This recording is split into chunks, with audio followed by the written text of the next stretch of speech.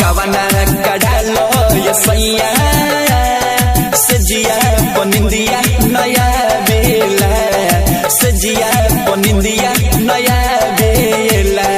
बाबुर लगेला सोचल सपनावा अखिया से आंसू मोर गिरेला कवना कडालो ये सैया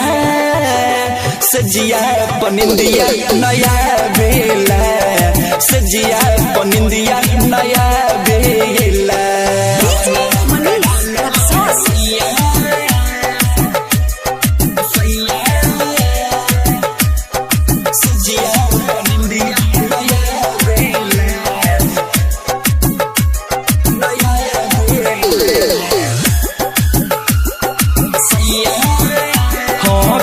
केला चूड़ी कंगनवा यांगनवा सोना सोना रोज लगेला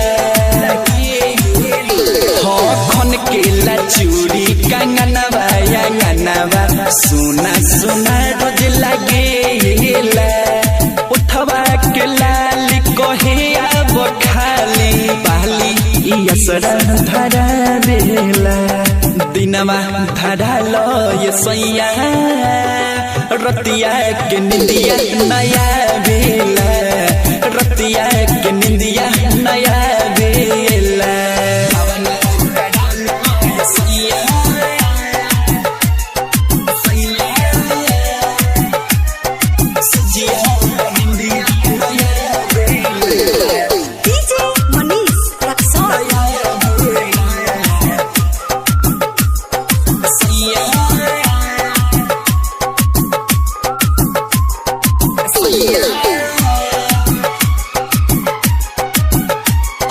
परवेश पुजारी बिना रतिया गुजारी राइटर मुना माइकल जानेला